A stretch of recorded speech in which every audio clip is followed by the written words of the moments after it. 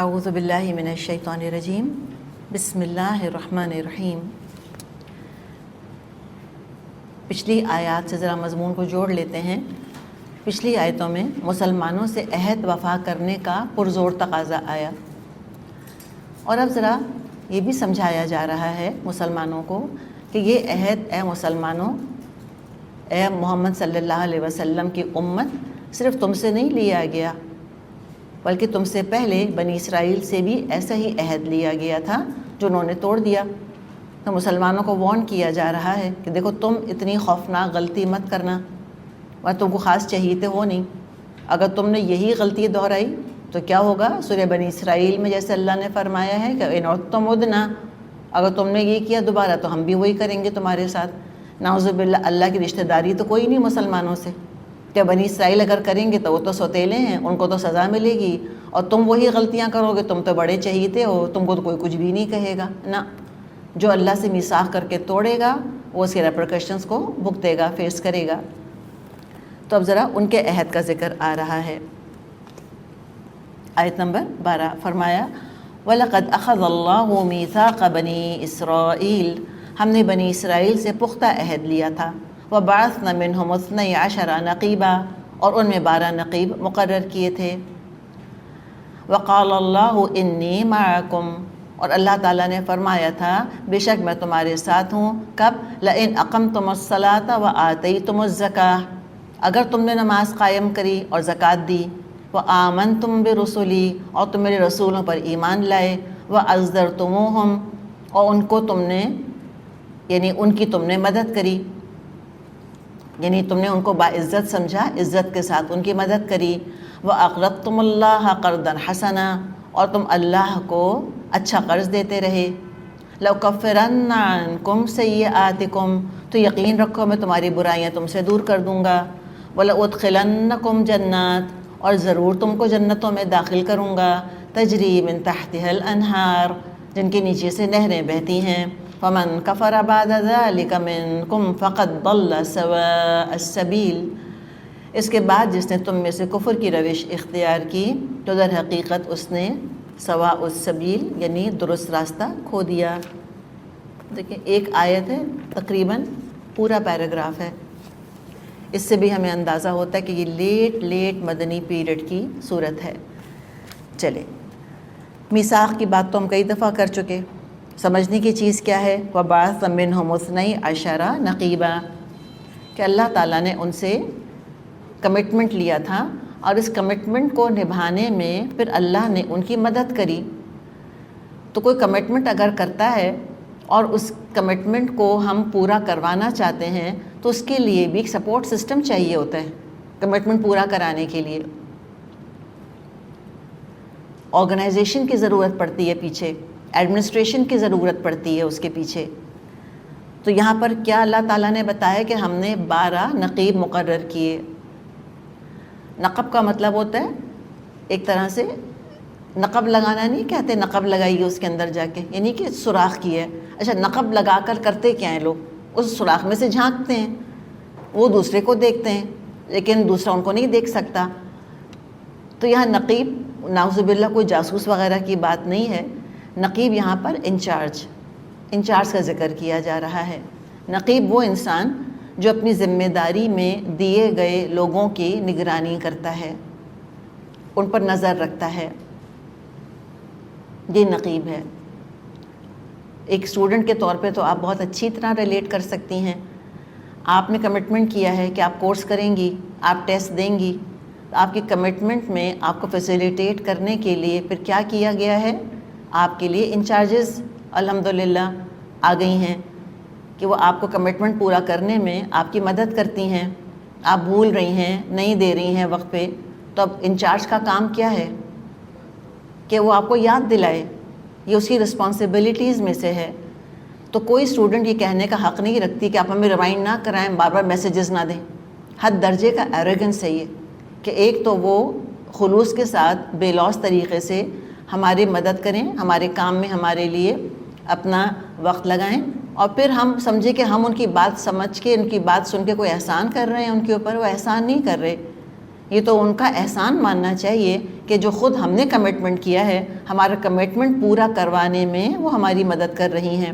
اللہ نے بنی اسرائیل پر یہ بڑا احسان ہے جو کہ یہاں پر ہمیں بتایا ہے کہ اللہ تعالیٰ نے میثاق تو لیا، پھر ان کو ان کے اپنے حال پہ نہیں چھوڑ دیا۔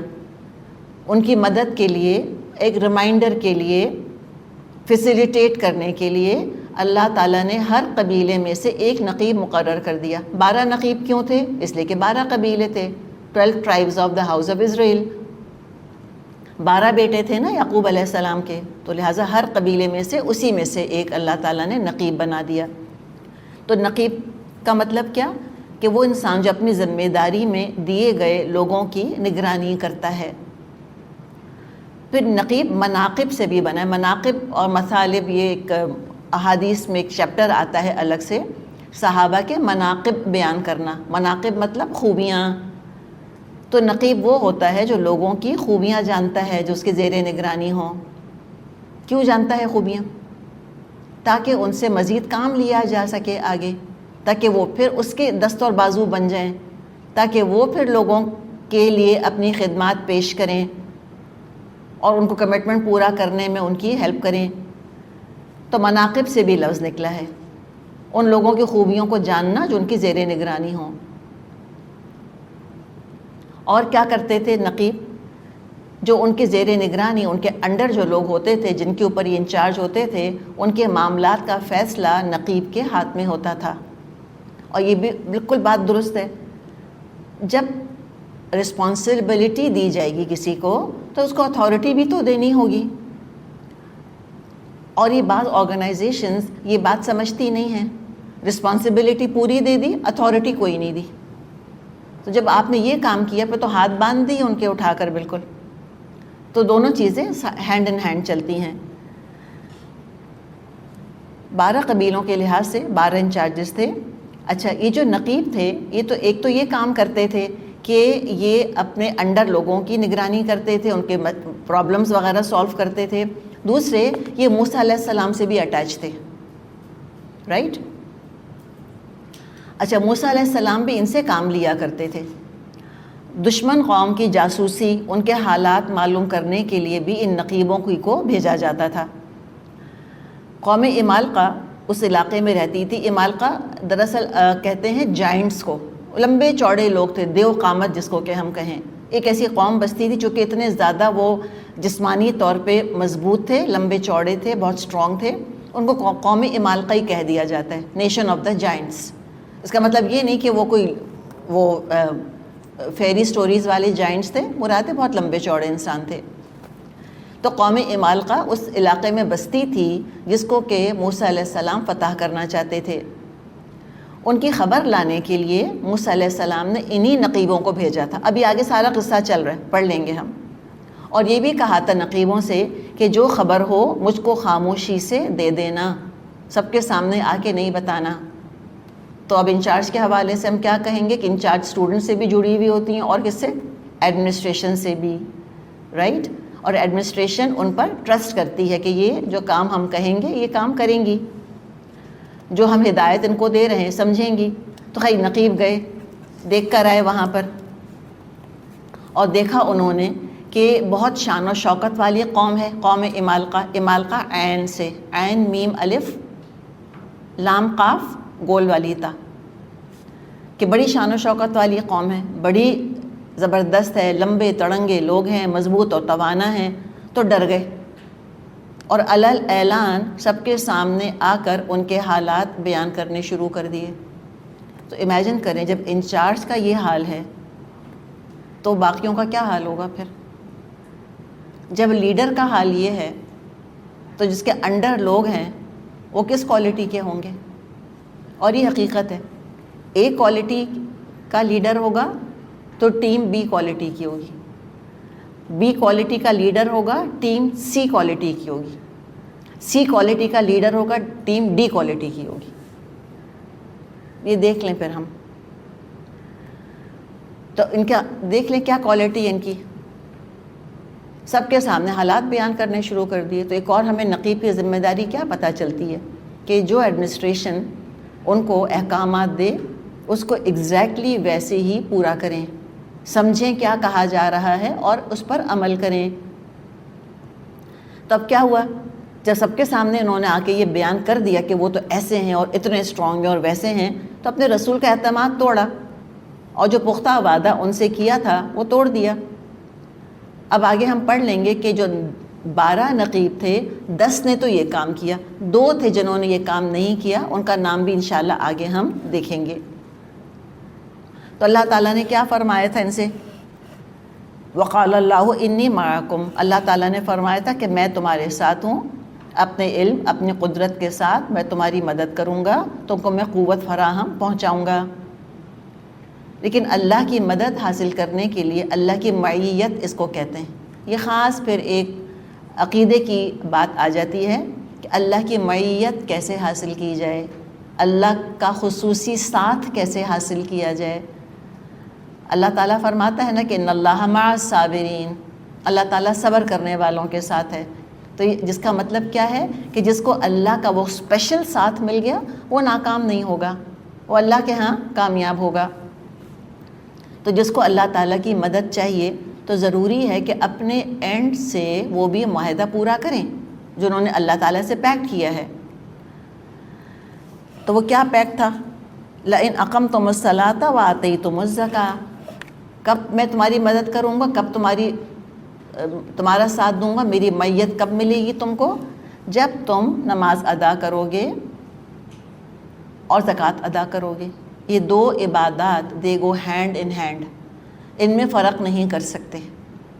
ابو بکر رضی اللہ عنہ نے مانعین زکوٰۃ کے خلاف جو جہاد کرنے کا ارادہ کیا تھا وہ اسی بنا پر کیا تھا۔ وہ ایسا موقع تھا جب جگہ جگہ بغاوتیں ہو رہی تھیں اور جھوٹی نبوت کے دعوے دار کھڑے ہو رہے تھے۔ اس موقع پہ آپ یہ سوچیں کہ اتنا سخت وہ موقع تھا، مانعین زکوٰۃ کے ساتھ جب جنگ کرنے کا ارادہ کیا تھا ابو بکر رضی اللہ عنہ نے، کہ عمر جیسا انسان بھی گھبرا گیا تھا، انہوں نے بھی منع کیا تھا کہ ان کے خلاف محاذ مت کھولیں۔ سوچے کتنا ڈانٹا ہوگا ابو بکر نے عمر کو، اور ابو بکر ہی ڈانٹ سکتے تھے عمر کو، کسی اور کے بس کی بات نہیں تھی۔ اور کہا تھا ان سے کہ تم جاہلیت میں تو بڑے سخت تھے، اسلام میں آ کیسے نرم پڑ گئے ہو تم؟ اور پھر کہا تھا کہ اللہ کی قسم کوئی نہیں جائے گا جہاد کرنے، میں اکیلا جاؤں گا، اور اگر وہ آپ صلی اللہ علیہ وسلم کے زمانے میں جانوروں کی رسیاں دیا کرتے تھے اور وہ مجھ کو نہیں دیں گے زکوٰۃ میں، تب بھی جنگ کروں گا ان سے۔ اس لیے انہوں نے کہا تھا کہ اللہ تعالیٰ نے ہر جگہ نماز کے ساتھ زکوٰۃ کا ذکر کیا ہے۔ تو زکوٰۃ ادا نہ کرنے والا ایسا ہی ہے جیسے کہ نماز نہ پڑھنے والا، اور ظاہر ہے جو نماز نہیں پڑھ رہا، زکوٰۃ نہیں دے رہا، وہ مسلمان کہاں سے ہوا؟ آج تو ہمت نہیں کر سکتے ہم یہ کہنے کی، اللہ جانے کتنے لوگ جو ہیں وہ اسلام کے دائرے سے نکلیں گے، اور نہ ہمارا مقام ہے کہ ہم نماز نہ پڑھنے والوں کو کافر کہیں، میرا اور آپ کا کام نہیں ہے ہم ڈکلیئر کریں یہ باتیں، لیکن خود اپنے لیے ذرا ہم محتاط ہو جائیں کہ ہمیں اگر اسلام ہی کے نام پر زندہ رہنا ہے اور ہم چاہتے ہیں قیامت کے دن ہم مسلمان بن کر ہی قبروں سے نکلیں، اگر ہم چاہتے ہیں اللہ کی نظر میں ہم مسلمان سمجھے جائیں، تو یہ 2 کام تو کرنے ہی کرنے ہیں، نماز اور زکوٰۃ۔ تو تمام قوموں کے اوپر یہ دونوں عبادات فرض تھیں، شکلیں مختلف ہوں گی۔ آج دنیا میں کہیں وہ نماز نہیں پائی جاتی جو موسیٰ علیہ السلام نے اپنی قوم کو سکھائی تھی۔ ظاہر ہے جب اپنی کتاب میں تحریفات کری انہوں نے تو عبادات میں بھی تحریفات کر لیں۔ تو یہ بات تو کی گئی تھی کہ تم یہ کام کرو گے، اور کیا کرو گے؟ وَآمَنْتُمْ بِرُسُلِي، میرے رسولوں پر ایمان لاؤ گے۔ آئندہ جو بھی آئیں گے نہ صرف ایمان لاؤ گے بلکہ وَعَزَّرْتُمُوهُمْ، تم ان کی مدد کرو گے۔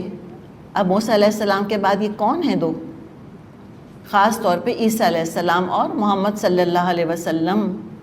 نہ صرف ایمان لاؤ گے جب ان کا زمانہ پاؤ گے، بلکہ نصرت اور حمایت کرو گے اپنی عزت افزائی سمجھ کے۔ تو یہ ساری شرطیں جو 4 بیسک شرطیں ہیں یہ پوری کر دو گے، اور 5ویں شرط کیا ہے؟ وَأَقْرَضْتُمُ اللَّهَ قَرْضًا حَسَنًا۔ زکوٰۃ کا ذکر تو آ چکا، اب یہ کون سا ہے قرض حسن؟ یہ الگ سے ذکر ہے کہ زکوٰۃ کے علاوہ بھی تمہارے مالوں میں حق ہے اللہ کا، صدقے کرو، خیرات کرو۔ مراد کیا ہے؟ سخاوت کی طرف رہنمائی کی جا رہی ہے، سخی بنو، سخی۔ اور یہ بھی اللہ کا بڑا کرم ہے مسلمانوں کے اوپر، الحمدللہ اس گئے گزرے حال میں بھی ہم الحمدللہ سخی بہت ہیں، ٹائٹ فسٹڈ نہیں ہیں. لیکن یہود سے اللہ نے کہا تھا کہ تم اللہ کو قرض دینا، تو انہوں نے کیا کہا تھا کہ ان اللہ فقیر ونحن اغنیاء، اللہ تو فقیر ہو گیا ہے، ہم غنی ہیں. کہ اچھا اللہ ہم سے قرض مانگ رہے ہیں، نعوذ باللہ. ایسی تحریفات کرتے تھے. اور پھر یہ قوم جو ہے یہ کنجوسی کی علامت ہے، ٹائٹ فسٹڈنس کی علامت ہے. اب تو خیر وہ بات نہیں کی جا سکتی ان چیزوں کے اوپر، وہ تو ایک کرائم بن کے رہ گیا ہے. اللہ کے نبی کا مذاق اڑا لیں جتنا جی چاہے ان کا. نبی اکرم صلی اللہ علیہ وسلم پر فلمیں بنائیں، کارٹونز بنائیں، اپنے رسولوں پر کارٹونز بنائیں، فلمیں بنائیں. کیا کچھ نہیں انہوں نے فلمیں بنا لی عیسیٰ علیہ السلام پر اور موسیٰ علیہ السلام پر. ان کو جو مرضی کہہ لو، ان کو کوئی کچھ نہیں کہہ سکتا. تکبر آپ دیکھیں، اس کو لا بنوا دیا ہے انہوں نے. ان کی پلاننگ دیکھیں، ان کی ذہانت دیکھیں. جیوز کو کچھ کہنا اینٹی سیمیٹزم ہے، آپ ایک لفظ نہیں کہہ سکتے ان کے بارے میں. جرم جو ہے اس کو جرم بنا دیا گیا، اٹس اے کرائم. بہرحال وہ ان کی اپنی کہانی ہے، وہ جانے اور ان کا رب جانے. یہ اللہ تعالیٰ نے ان سے کہا تھا کہ تم یہ 5 کام کرو گے تو کیا ہوگا، لَأُكَفِّرَنَّ عَنْكُمْ سَيِّئَاتِكُمْ، تو یقین رکھو تمہاری برائیاں تم سے دور کر دوں گا، اور تم کو ایسے باغوں میں داخل کروں گا جن کے نیچے سے نہریں بہتی ہیں. تو نعمت بھرے باغات میں اللہ داخل کرے گا. غیر مشروط نہیں ہے داخلہ، انکنڈیشنل نہیں ہے کہ جس کا دل چاہے گا قیامت کے دن منہ اٹھائے جنت میں داخل ہو جائے گا. یہ ہماری بہت بڑی غلط فہمی ہے. کڑی شرطیں ہیں ایڈمیشن کی، وہ پوری کرنی ہوں گی. بنی اسرائیل نے کوئی بھی شرط پوری نہیں کری، نہ نماز، نہ زکوٰۃ، نہ رسولوں کی مدد. چلو مدد نہیں کرتے، چپ تو رہتے، نیوٹرل تو رہتے. نہ، شدید دشمنی عیسیٰ علیہ السلام سے بھی اور نبی اکرم صلی اللہ علیہ وسلم سے بھی. اور اللہ کو قرض حسن دینا تو بہت دور کی بات ہے. تو خوب مذاق اڑایا انہوں نے تو نعوذ باللہ اللہ کا، اور سوا اس سبیل سے بھٹک گئے. تو فرما دیا اللہ نے کہ بھئی جو کفر کرے گا وہ تو سیدھے راستے سے بھٹک گیا. تو جب وہ بھٹک گئے تو اللہ کا ساتھ، اللہ کی مدد، اللہ کی نصرت، محبت، رحمت نے بھی ان کا ساتھ چھوڑ دیا. اس کا آگے ذکر ہے آیت نمبر 13، فَبِمَا نَقْضِهِمْ مِيثَاقَهُمْ، مگر یہ ان کا اپنے عہد کو توڑ ڈالنا تھا. استغفر اللہ. اللہ سے عہد کر کے توڑنے والوں کو دنیا میں بھی نقد سزا ملتی ہے. شروع ہی ہوئی ہے سورت یا ایھا الذین آمنوا اوفوا بالعقود، اے لوگوں جو ایمان لائے ہو اپنا وعدہ یا اپنے معاہدے پورے کرو. تو اب دیکھیں سزائیں تو دیکھیں. اللہ تعالیٰ مجھ کو اور آپ کو بس اپنی پناہ میں رکھے. اللہ امت مسلمہ پر رحم فرمائے. جب عہد توڑ دیا سزائیں گنتے جائیں. لعنہم، اللہ تعالیٰ نے اپنی رحمت سے ان کو دور پھینک دیا، لعنت کر دی. اور باقی میں یہ قوم ہے ہی مغضوب علیہم قوم. ہم اس لیے نہیں کہہ رہے کہ ہمارا کوئی دل چاہ رہا ہے فتوے لگانے کا ان کے اوپر. ہم ہسٹری دیکھ رہے ہیں، ہم فیکٹس دیکھ رہے ہیں، ہم قرآن کی آیات کو دیکھ رہے ہیں، اور دونوں بالکل میچ کر رہی ہیں. جن جن باتوں پر اللہ تعالیٰ کا غضب نازل ہوتا ہے، جو جن پرسنالٹی ٹریٹس کے اوپر اللہ کا غضب نازل ہوتا ہے وہ میجورٹی کے اندر موجود ہیں. تو ظاہر ہے پر اللہ کا غضب ہی اترے گا نا. چونکہ آج کل ہم تو ہیومینٹی کی عبادت کرنے لگ گئے ہیں. انسانیت کی خدمت کرنا تو بہت اچھی بات ہے، انسان دوست ہونا اچھی بات ہے، انسان پرست ہونا تو اچھی بات نہیں ہے. چونکہ ہیومینٹی یہ خدا بن گئی ہے، لہٰذا اب کیا ہو گیا دنیا کے اندر کسی کو کچھ نہیں کہو، بات نہ کرو کسی کے بارے میں. اور ان کا اپنا ہی ریئیکشن ہے. انہوں نے اتنا زیادہ ظلم کیا ہے، اتنی شدید کرسچینٹی اور جوڈیزم کے اندر ریلیجس انٹالرنس رہی ہے، یہ اس کا اب پول اپوزٹ ریئیکشن ہوا ہے ان کے اوپر. اب کہتے ہیں کسی کو کچھ بھی نہیں کہو، جس کا جو جی چاہے وہ کرے، سب صحیح ہیں، ڈونٹ وری، بی ہیپی، سب اللہ کے قابل قبول ہیں، سارے ریلیجن ٹھیک ہیں، سب جنت میں جائیں گے. اس لیے کہ ہر چیز کا ایکول اینڈ اپوزٹ ریئیکشن ہوتا ہے نا. نیوٹن کہہ کے تو چلا گیا، وہی ریئیکشن ان پہ ہو رہا ہے. لیکن جو حقیقت ہے وہ حقیقت ہے. ان کے سلوگن سے حقیقت نہیں بدلے گی. اللہ نے ان پر لعنت کر دی، ان کو ہدایت کی توفیق ہی نہیں ملتی. دنیا میں آپ دیکھ لیں جتنے بڑے بڑے گمراہ کن عقیدے گھڑے گئے ہیں، جو تھیوریز گھڑی گئی ہیں، جو ڈیویشنز آئی ہیں، جو سسٹمز کے اندر خرابیاں آئی ہیں، چاہے وہ سودی نظام ہو، banking system, interest based banking system ہو، یا ہم کوئی فحاشی کی بات اگر دیکھیں، ان سب کے پیچھے آپ کو زیادہ تر یہودی دماغ ملے گا، زیادہ تر. تو اللہ تعالیٰ نے لعنت کر دی ان پہ. وَجَعَلْنَا قُلُوبَهُمْ قَاسِيَةً، اور ان کے دلوں کو سخت کر دیا، دل سخت ہو گئے، رحم کم ہو گیا، حرص اور لالچ بڑھ گئی، دنیا کی محبت بس گئی دلوں کے اندر. اپنی کتاب تورات تک سے انہوں نے آخرت کا ذکر نکال دیا، اور اللہ سے تو بالکل بے خوف ہو گئے. بلکہ بے خوف کیا ہو گئے، اللہ کی بے عزتی کرنے لگ گئے. وہ جسارتیں ہیں ان کی نعوذ باللہ اپنے رسولوں کے خلاف اور اللہ کے خلاف جو یہ باتیں بناتے ہیں. جس طرح کا رسولوں کا کردار اخلاق انہوں نے پیش کیا ہے اہل کتاب نے، انسان کے رونگٹے کھڑے ہو جائیں. ہمارے والد، ہمارے بھائی، ہمارے بیٹے، ہمارے شوہر نارمل مسلمان ایوریج لوگ ہیں، کوئی ایسے کوئی ولی اللہ نہیں ہیں. ہم ان کے اندر بھی کبھی ان باتوں کا تصور نہیں کر سکتے، ان خرابیوں کا تصور نہیں کر سکتے جو انہوں نے رسولوں کے نامۂ اعمال میں گھڑ لی ہیں اپنی طرف سے. یہ دلوں کی سختی کا ان کے حال ہوا ہے، بالکل بے خوف ہے اللہ کی پکڑ سے. یحرفون الکلم عن مواضعہ، اب ان کا حال یہ ہے الفاظ کا الٹ پھیر کر کے بات کو کہیں سے کہیں لے جاتے ہیں. اللہ کا اصلی کلام ایک آنکھ نہیں بہاتا، چاہتے ہیں کسی طرح اپنی مرضی شامل کر کے اس کو اپنے پیچھے لگا لیں. پلیز ہم مسلمان محتاط رہیں، ہم فلیور آف دا ڈے کے حساب سے قرآن کو تبدیل نہ کرتے رہیں.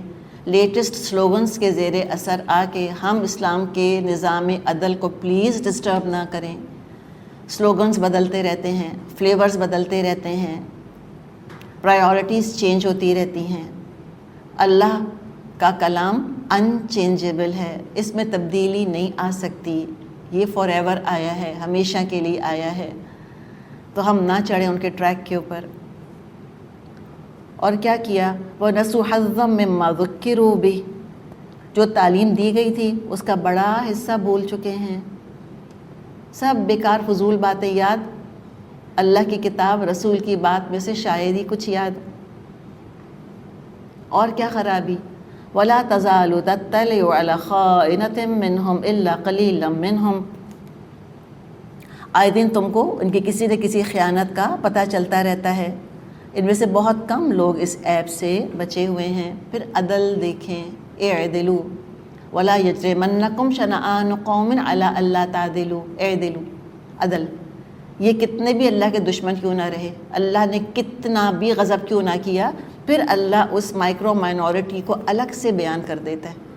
چاہے وہ اکا دکا ہی کیوں نہ ہو، 1 in a million ہی کیوں نہ ہو، ان کا الگ ذکر کر دیتا ہے کہ قلیل ایسے ہیں جو ایسے نہیں ہیں، اچھے ہیں، چاہے وہ 0.01% ہی کیوں نہ ہو، ان کا ذکر الگ سے کر دیا.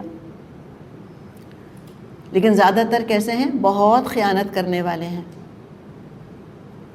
تو گناہوں کی وجہ سے، اللہ کی نافرمانی کی وجہ سے کتنے نقصانات ہیں جو اس آیت میں گنوائے گئے ہیں. نمبر 1، قلت الفہم، سمجھ نہیں آتا اللہ کا کلام انسان کو، مزاج ہی نہیں سمجھ آتا، اسلام کا ٹیمپرمنٹ ہی سمجھ نہیں آتا، ویو لینتھ ہی نہیں ملتی اسلام سے. ایک یہ ہوتا ہے، یہ گناہوں کی وجہ سے ہوتا ہے. تو اگر کبھی قرآن سمجھ میں نہ آئے تو یاد رکھیں کہ غلطی قرآن کی تو ہو نہیں سکتی. اللہ پاک ہے، اللہ غلطیوں سے پاک ہے، اللہ کا کلام غلطیوں سے پاک ہے. ٹھیک ہے، تو اگر قرآن کے اندر ڈسکریپنسیز نظر آ رہی ہیں، یا ہیومن رائٹس وائلیشن نظر آنے لگ گیا ہے، یا قرآن اینٹی سیمیٹک لگنے لگ گیا ہے، یا اینٹی وومن لگنے لگ گیا ہے، تو پلیز ہم غور کریں اپنی زندگی پر کہ میرے کیا گناہ ہیں ایسے، کون سی اینک لگا لی ہے میں نے، کس رنگ کی گلاسز لگا کر ہم قرآن کو دیکھ رہے ہیں جو ہمیں اپنے رنگ قرآن میں نظر آنے لگ گئے. دوسرے کیا ہوتا ہے کہ اللہ کی نافرمانی کی وجہ سے انسان بھول کا شکار ہو جاتا ہے. کیا بھولتا ہے؟ آخرت. کیا بھولتا ہے؟ اللہ. کیا بھولتا ہے؟ اللہ کی کتاب. تو اگر زندگی میں اللہ کی کتاب نہیں کھل رہی، اللہ کی فرما برداری نہیں ہو رہی، اس کا مطلب ہے گناہوں کی بہت کثرت ہو چکی ہے، اس پر غور کرنے کی ضرورت ہے، اس کو درست کرنے کی ضرورت ہے۔ اور کیا ہوتا ہے؟ دل سخت ہو جاتے ہیں۔ اللہ ہمیں ان تمام خرابیوں سے اپنی پناہ میں رکھے، اور اگر ہم میں ہیں تو اللہ تعالیٰ ہمیں معاف کر دے۔ ہم اللہ تعالیٰ سے استغفار کرتے ہیں، اللہ ہمارے گناہ معاف کر دے تاکہ ہمارے دل نرم ہو جائیں۔ تو نبی اکرم صلی اللہ علیہ وسلم سے کیا کہا؟ فاعف عنہم واصفح ان اللہ یحب المحسنین، لہٰذا ان کو معاف کر دو، ان کی حرکات سے چشم پوشی کرتے رہو، اللہ ان لوگوں کو پسند کرتا ہے جو احسان کا رویہ اختیار کرتے ہیں۔ تو احسان کی دو شکلیں ہیں بیسکلی، ایک تو جو چیز ہمیں پسند ہے وہ اللہ ہم کو دے دے، یہ بھی اللہ کا احسان ہے، ٹھیک ہے۔ دوسرے احسان کیا ہے؟ گناہ نافرمانی پر مہلت دے، یہ بھی اللہ کا احسان ہے کہ اللہ نے پکڑا نہیں ہے ہم کو اب تک، اللہ نے ہم کو مہلت دی ہوئی ہے سنبھلنے کے لیے۔ تو آپ صلی اللہ علیہ وسلم سے کہا گیا کہ ان کی جو انفرادی اور ذاتی شرارتیں ہیں مت پکڑیے ان کو، ان کے ساتھ آپ احسان کا معاملہ کیجئے، درگزر کیجئے۔ محدود وقت ہے اے نبی آپ کے پاس، محدود وقت میں پرائیورٹیز کو سیٹ کرنا ضروری ہے کہ بدلے لیتے رہیں گے یا کرنے کا کام ہے وہ کریں گے۔ تو جو کرنے کا کام ہے کریں، ان کی سازشوں کو، ان کی شرارتوں کو نگلیکٹ کریں، اللہ نمٹ لے گا۔ اور ایک اور فائدہ کیا ہوگا مہلت دینے کا؟ ہو سکتا ہے سنبھل جائیں۔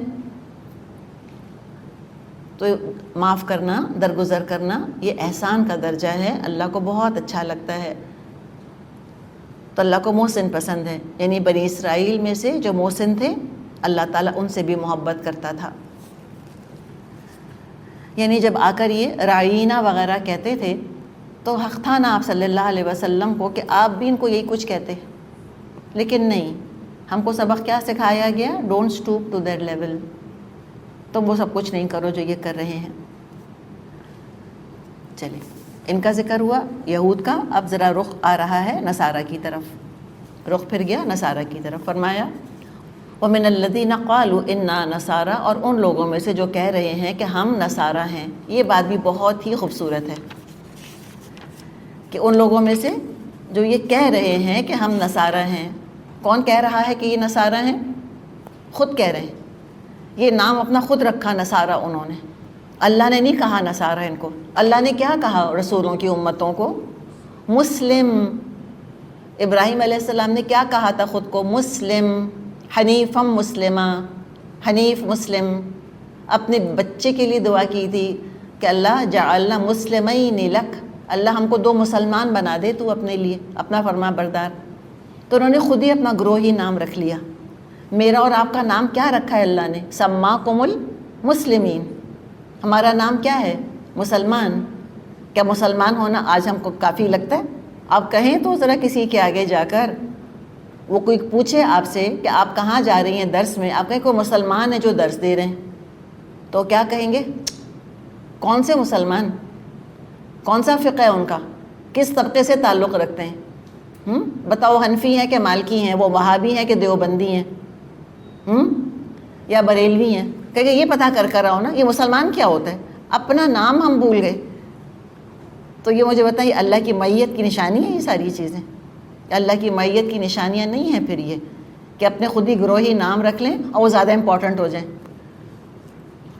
ہم کون ہیں؟ مسلمان، بس۔ یہ سنی شیعہ سب کو چھوڑیں، انا نصارہ۔ ہاں، علم کے لیے، سمجھنے کے لیے ہم مختلف سیکٹس کو اسٹڈی ضرور کر سکتے ہیں کہ بھئی ان کا کیا نظریہ ہے، ان کا کیا نظریہ ہے، لیکن پہچان کے طور پہ نہیں کریں۔ پہچان کیا ہے ہماری؟ اسلام۔ ان کا نام تھا اصل میں مسلمان، انہوں نے کہا ہم تو ہیں نصارہ۔ اور نصارہ نام کیوں رکھا؟ ایک تو 2-3 ریزنز بتائے جاتے ہیں۔ ایک تو جس جگہ عیسیٰ علیہ السلام تھے وہ ناصرہ اس جگہ کا نام تھا، تو جگہ کی نسبت بھی ہوتی ہے نا، جیسے ہم کہتے ہیں کراچی سے کراچیائٹس، امریکہ سے امریکنز، یورپ سے یورپینز، اسی طرح یہ ناصرہ سے نصارہ، جیزز آف نظارت نہیں کہتے۔ یا انہوں نے کہا تھا کہ نحن انصار اللہ، یہ انہوں نے کہا تھا ہم اللہ کے مددگار ہیں، تو شاید اس وجہ سے پھر ان کو نصارہ، انہوں نے اپنا نام جو ہے وہ خود ہی رکھ لیا۔ تو اللہ نے کیا فرمایا؟ وَمِنَ الَّذِينَ قَالُوا إِنَّا نَصَارَى، اور ان لوگوں میں سے جنہوں نے کہا تھا کہ ہم تو نصارہ ہیں، أَخَذْنَا مِيثَاقَهُمْ، ہم نے ان سے پختہ عہد لیا تھا۔ کس چیز کا عہد؟ یہ بار بار کس کا عہد ہے اس کا ذکر کیا جا رہا ہے؟ یعنی کہ اللہ کی فرما برداری، اللہ کی شریعت پر عمل تو ہے ہی، اپنی کتاب پر ایمان تو ہے ہی، اور ان کی اپنی شریعت، ان کی اپنی کتاب میں تھا کہ محمد صلی اللہ علیہ وسلم پر تم کو ایمان لانا ہوگا، جو پیچھے ہم نے پڑھا تھا ابھی۔ یہ اسی کو ریپیٹ نہیں کیا قرآن نے یہاں پر، وہ سارے کلوزز یہاں بھی موجود ہیں۔ تو فرمایا کہ ہم نے ان سے پختہ عہد لیا تھا، تو کیا ہوا؟ فَنَسُوا حَظًّا مِّمَّا ذُكِّرُوا بِهِ، مگر ان کو بھی جو سبق یاد کرایا گیا تھا اس کا بڑا حصہ انہوں نے فراموش کر دیا۔ فَأَغْرَيْنَا بَيْنَهُمُ الْعَدَاوَةَ وَالْبَغْضَاءَ إِلَى يَوْمِ الْقِيَامَةِ وَسَوْفَ يُنَبِّئُهُمُ اللَّهُ بِمَا كَانُوا يَصْنَعُونَ، آخرکار ہم نے ان کے درمیان قیامت تک کے لیے دشمنی اور آپس کے بغض اور اناد کا بیج بو دیا، اور ضرور ایک وقت آئے گا جب اللہ ان کو بتائے گا وہ دنیا میں کیا بناتے رہے۔ آپس میں سے کیا مراد ہے؟ اغرینا بینہم، دو علماء اس کی دو ہمیں تفسیریں بتاتے ہیں۔ ایک تو یہ کہ آپس میں عیسائی فرقے خوب لڑے، کتابیں لکھی گئی ہیں ان کی اپنی جنگوں کے اوپر۔ بعض دفعہ کچھ لوگ جو اسلام چھوڑ دیتے ہیں وہ کہتے ہیں ہم نے اسلام اس لیے چھوڑ دیا، ایکس مسلمز نعوذ باللہ، ایکس مسلمز جو ہیں وہ کہتے ہیں ہم نے اسلام اس لیے چھوڑ دیا کہ اسلام میں تو فرقہ واریت بہت ہے، اور کرسچینٹی تو بس ایک ہی فرقہ ہے۔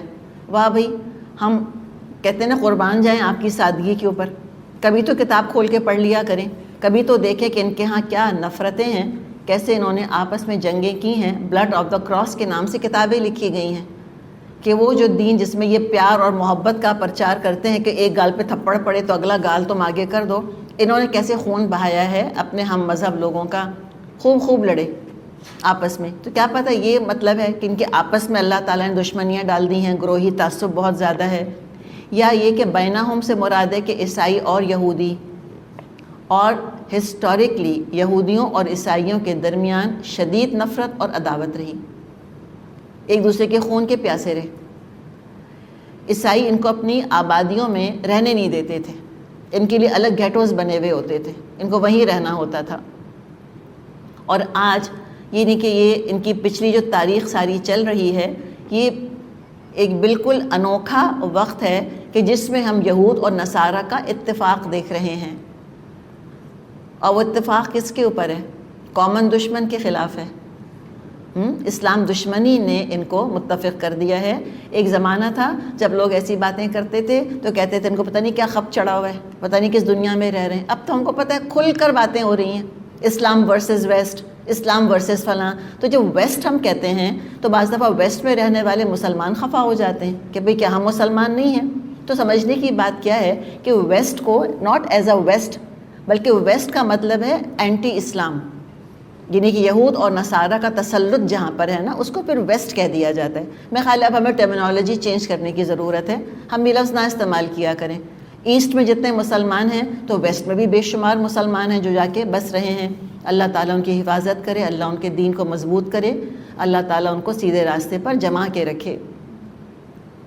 تو بہرحال یہ یہود اور عیسائیوں کا جو اتفاق ہے یہ سارا اس کے اوپر ہے۔ ایک زمانہ تھا لوگ کہتے تھے کہ لوگ اللہ کا نام بھول جائیں گے، 21 سینچری آتے آتے یہ دین کی تقسیم ہی ختم ہو کے رہ جائے گی، لوگ دین کو بھول ہی جائیں گے۔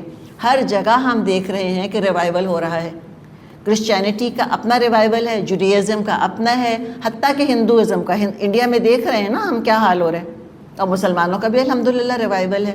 تو ریلیجن کو مرنے والی چیز ہے نہیں، بھولنے والی چیز ہے نہیں۔ پچھلی صدی میں مدھم پڑ گئی تھیں آوازیں، اب پھر زور و شور کے ساتھ وہ ساری آوازیں بلند ہونے لگ گئی ہیں، اور اختلافات تو پھر ہوں گے، اور دشمنیاں تو ہیں، کوئی شک ہی نہیں ہے اس کے اندر۔ تو عداوت کا اپوزٹ ہوتا ہے ولایت، اور اللہ نے کیا کہا ہے کہ یہ دشمن ہیں، ان کو تم دوست نہیں بنانا۔ بغضا کی ضد ہوتی ہے محبت، یعنی کہ ایز اے نیشن تم سے محبت نہیں کریں گے، ہاں انڈیویجول معاملہ ہو سکتا ہے۔ تو ان میں آپس میں بھی دشمنیاں اور بغض ہے، اور یہود اور نصارہ میں بھی ہے۔ قیامت تک کے لیے اللہ فرما رہا ہے کہ ہم نے اس کو ان کے درمیان رکھ دیا ہے، دشمنی اور عداوت کو۔ ابھی کیا ہے کہ ذرا سا دب گیا ہے یہ معاملہ، پھر ابھرے گا دوبارہ۔ وَسَوْفَ يُنَبِّئُهُمُ اللَّهُ بِمَا كَانُوا يَصْنَعُونَ، ضرور ایک وقت آئے گا جب اللہ ان کو بتا دے گا وہ دنیا میں کیا بناتے رہے۔ یصنعون بھی بڑا خوبصورت ورڈ ہے، یہ کیا فیبریکیٹ کرتے رہے، کیا مینوفیکچر کرتے رہے، اصل سچ کو انہوں نے کیا بنا دیا۔ ہم کہتے ہیں نا صنعت اور حرفت، صنعت کہتے ہیں نا انڈسٹری کو، فیکٹریز کو، مصنوعات لفظ استعمال ہوتا ہے نا، پروڈکٹ، کہ اب جو دین ہے ان کے پاس یہ وہ دین نہیں ہے جو اللہ نے دیا، یہ ان کا اپنا بنایا ہوا ہے، ان کی اپنی پروڈکٹ ہے، ان کے اپنی خواہشات اور خیالات سے مل کر ایک چیز بن گئی ہے۔ چلیں اب جو قصہ ہوا سو ہوا، کہتے ہیں نا let bygones be bygones, charge sheet لگا دی، بتا دیا اللہ نے، مسئلے بتا دیے، مسائل بتا دیے ان کے، اور کہا کہ اچھا اب اگر تم اس نفرت سے، عداوت سے اور بغض سے نکلنا چاہتے ہو، اس سخت دلی سے نکلنا چاہتے ہو، راستہ کھلا ہے۔ جب تک تم یہود یا نصارہ رہو گے ساری خرابیاں تم میں رہیں گی، وہ تو اللہ نے چپکا دی ہیں تمہارے ساتھ قیامت کے دن تک۔ اگر تم اس بدبختی سے نکلنا چاہتے ہو تو راستہ کھلا ہے، ابھی بھی موقع ہے۔ یا اہل الکتاب، اے اہل کتاب، قد جاءکم رسولنا، آ گئے تمہارے پاس ہمارے رسول۔ کیا اناؤنسمنٹ ہے، تھا جس کا انتظار وہ شاہکار آ گیا۔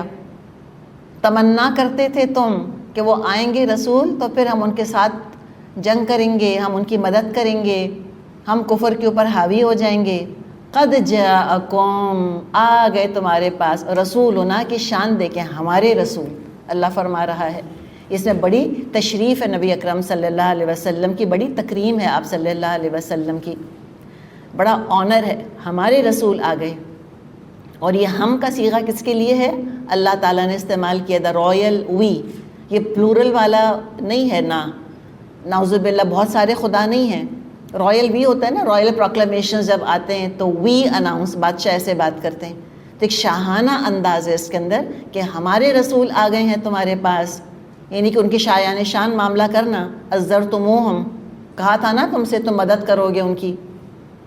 یبین لکم کثیرا مما کنتم تخفون من الکتاب ویعفو عن کثیر، وہ کتاب الہی کی بہت سی ان باتوں کو تمہارے سامنے کھول رہا ہے جن پر تم پردہ ڈالا کرتے تھے، اور بہت سی باتوں سے درگزر بھی کر جاتا ہے۔ تو نبی آخر الزمان پر ایمان لانے کی پرزور ان کو دعوت دی گئی ہے۔ اپنی شریعت کے بہت سے احکامات چھپا لیے تھے، کیوں چھپائے تھے؟ وہ لوگوں کو ناگوار گزرتے تھے۔ دیکھیں ایک بات یاد رکھیں کہ شریعت نہ کبھی بھی لوگوں کو ہضم ہوئی نہیں ہے۔ ہم کیا سمجھتے ہیں جو حق ہے نا وہ بہت لوگوں کے لیے پسندیدہ ایکسیپٹیبل ہونا چاہیے۔ ہم 2+2 کرتے ہیں نا، ہم کہتے ہیں کہ what is right should be the might, یہ سمجھتے ہیں نا ہم کہ رائٹ از مائٹ، لیکن کیا رائٹ مائٹ ہوا ہے کبھی زندگی کے اندر؟ نہیں ہے، زبردستی مائٹ بنانا پڑتا ہے اس کو۔ لوگ رائٹ نہیں چاہ رہے ہوتے، انسان میں بہت زیادہ ٹینڈنسی ہے ظلم کرنے کی، حق تلفی کرنے کی، اپنی منمانی کرنے کی۔ ان کو نہیں پابند ہونا ہوتا اللہ کی بات کا، وہ رسہ توڑا رہے ہوتے ہیں تو پکڑنا پڑتا ہے، جکڑنا پڑتا ہے لوگوں کو، یہ معاملہ ہوتا ہے۔ تو ہمیشہ انہوں نے اللہ کی بات کو رد کرنے کی کوشش کری، تو میجورٹی نے کبھی اللہ کی بات نہیں مانی۔ بہت سے احکامات انہوں نے چھپائے اس لیے کہ لوگوں کو برے لگ رہے تھے، لوگوں کو نہیں عمل کرنا تھا، تو کہتے ہیں نا کہ خود بدلتے نہیں قرآن کو بدل دیتے ہیں۔ ہم انگلش میں کہتے ہیں نا if you cannot beat them join them۔ انہوں نے بھی امریکہ میں بڑے لاز بنائے تھے ایک زمانے میں 1920s وغیرہ میں، انہوں نے الکوہل کو بین کر دیا تھا، ماننے والے تھے لوگ، دھڑا دھڑ پینی شروع کری اور اسمگلنگ شروع کر دی اور کرائم میں پڑ گئے۔ بالآخر کیا کرنا پڑا ان کو؟ پابندی اٹھانی پڑی، بین لفٹ کرنا پڑا ان کو۔ تو ان کے یہود کے علماء نے بھی یہی کام کیا، لوگوں کو شریعت پہ عمل نہیں کرنا تھا تو انہوں نے کہا چلو ٹھیک ہے تمہاری پسند کے حساب سے ہم چینج کر دیتے ہیں، تم خوش رہو، ہمارا کیا ہے۔ اور کیا چیز بہت زیادہ ناگوار گزرتی تھی قوموں کو شریعت میں سے؟ سزائیں۔ آج ہمیں کچھ کم ناگوار گزرتی ہیں، اتنے امبیرسڈ ہیں ہم مسلمان شریعت کی سزاؤں کے اوپر، بس نہیں چلتا کہاں گھس کر بیٹھ جائیں، کیسے قرآن کو مٹا دیں۔ کتنی چیزوں پہ ہم امبیرسڈ ہیں، بس نہیں چلتا ربڑ لے کر آئیں اور مٹا دیں، وَضْرِبُوهُنَّ، مٹا دیں کہ عورت بیٹی کا حصہ بیٹے کے مقابلے میں آدھا ہے۔ مٹا دیں کسی طرح کے مالی معاملات کے اندر 2 عورتوں کی گواہی ایک مرد کے برابر ہے نا امبیرسمنٹ ہم کو بھی، اس لیے کہ ہمیں عدل سمجھ ہی نہیں آتا، ہم سے کہتے ہیں عدل وہ جو مجھے سمجھ آتا ہے۔ اسلامی شریعت بھی آج جو اتنی سخت لگتی ہے لوگوں کو، ایک وجہ اس کی یہ ہے کہ انہوں نے، یہودیوں نے، عیسائیوں نے اپنی شریعت کے بہت سے احکامات چھپا لیے اور اسلام پر ایسی حیرت کرتے ہیں، لگتا ہے پہلی دفعہ سزائیں سنی ہیں جیسے۔ تو اللہ تعالیٰ نے قرآن میں کچھ ان کی غلطیوں سے پردہ اٹھایا اور کچھ کا ذکر نہیں کیا، ٹوٹلی ایکسپوز نہیں کیا۔ اللہ جانے اور کیا کیا خرابیاں موجود ہیں جو چھپی ہوئی ہیں، ہمیں تو بس وہی باتیں پتہ ہیں جو قرآن نے بیان کر دیں، اس کے علاوہ تو پتہ بھی کچھ نہیں ہم کو، ہم کہاں تحقیق کرنے گئے ہیں۔ اللہ جانے اور کیا کچھ گند بلا جو ہے وہ چھپا ہوا ہے اس کے نیچے۔ اب یہاں پر جو اللہ تعالیٰ نے بات فرمائی ہے، جو ان سے کہا ہے اللہ تعالیٰ نے یا اہل الکتاب، یہ بھی ہم یاد رکھیں کہ خطاب اکرام اور عزت اور آنر کے لیے نہیں ہے، ان پر حجت قائم کرنے کے لیے ہے کہ تم کتاب والے ہو نا، کتاب والے ہو کہ تم کتاب اللہ پر ایمان نہیں لاتے، کیا ہو گیا تم کو؟ قد جاءکم من اللہ نور و کتاب مبین، تمہارے پاس اللہ کی طرف سے روشنی آ گئی ہے اور حق نما کتاب آ گئی ہے۔ اللہ نے کتاب اور سنت کا نور بھیج دیا ہے۔ یہدی بہ اللہ من اتبع رضوانہ سبل السلام ویخرجہم من الظلمات الی النور باذنہ ویہدیہم الی صراط مستقیم، جس کے ذریعے سے اللہ تعالیٰ ان لوگوں کو جو اس کی رضا کے طالب ہیں سلامتی کے طریقے بتاتا ہے اور اپنے اذن سے ان کو اندھیروں سے نکال کر اجالے کی طرف لاتا ہے اور راہ راست کی طرف ان کی رہنمائی کرتا ہے۔ یعنی وہی فائدہ اٹھائیں گے اس کتاب سے، اس قرآن سے، جو ہدایت گم ہونے کی وجہ سے پریشان تھے، اور ایسے لوگ موجود تھے یہود میں بھی اور نصارہ میں بھی، جو ہدایت حاصل کرنا چاہتے تھے، سیدھے راستے کی طرف آنا چاہتے تھے، اللہ کو راضی کرنے کا طریقہ تلاش کر رہے تھے لیکن مل نہیں رہا تھا ان کو۔ سلمان فارسی پرائم اگزامپل ہیں اس کے رضی اللہ عنہ، ان کو حق دین کی تلاش تھی لیکن حق موجود ہی نہیں تھا دنیا میں اس وقت تک، کہیں دنیا میں حق نہیں تھا، ہر جگہ شرک اور کفر کا اندھیرا تھا جب آپ صلی اللہ علیہ وسلم کی بعثت ہوئی ہے۔ تو اب تم کو خوش ہونا چاہیے کہ اللہ تعالیٰ ان کو سلامتی کے راستے دکھا رہا ہے جو چاہتے ہیں سلامتی کے راستوں پر چلنا۔ یہ وہ راستہ نہیں ہے کہ زبردستی کسی کو چلوایا جا سکے، لا اکراہ فی الدین۔ اللہ سے دعا کرنی چاہیے کہ اللہ تعالیٰ ہمارے دل کھول دے، اللہ دل کھول دے۔ لقد کفر الذین قالوا ان اللہ هو المسیح ابن مریم، یقیناً کفر کیا ان لوگوں نے جنہوں نے کہا مسیح ابن مریم ہی خدا ہے۔ قل، اے نبی صلی اللہ علیہ وسلم کہیے، فمن یملک من اللہ شیئا ان اراد ان یہلک المسیح ابن مریم وامہ ومن فی الارض جمیعا، اگر اللہ مسیح ابن مریم کو اور اس کی ماں اور تمام زمین والوں کو ہلاک کرنا چاہے تو کس کی مجال ہے کہ اس کو اس کے ارادے سے باز رکھ سکیں؟ وَلِلَّهِ مُلْكُ السَّمَاوَاتِ وَالْأَرْضِ وَمَا بَيْنَهُمَا يَخْلُقُ مَا يَشَاءُ وَاللَّهُ عَلَى كُلِّ شَيْءٍ قَدِيرٌ، اللہ تو زمین اور آسمانوں کا اور ان سب چیزوں کا مالک ہے جو زمین اور آسمانوں کے درمیان پائی جاتی ہیں، جو کچھ چاہتا ہے پیدا کرتا ہے، اس کی قدرت ہر چیز پر حاوی ہے۔ لقد، جب یہ لام آئے اور قد آئے، اس سے پہلے ایک قسم محذوف ہوتی ہے، واللہ یا اقسمو باللہ، میں قسم کھاتا ہوں اللہ کی، یہ قسم محذوف ہوتی ہے۔ لقد کفر الذین قالوا، البتہ تحقیق کفر کیا ان لوگوں نے جو کہتے ان اللہ هو المسیح ابن مریم، جو کہتے ہیں اللہ تو ہے ہی مسیح ابن مریم۔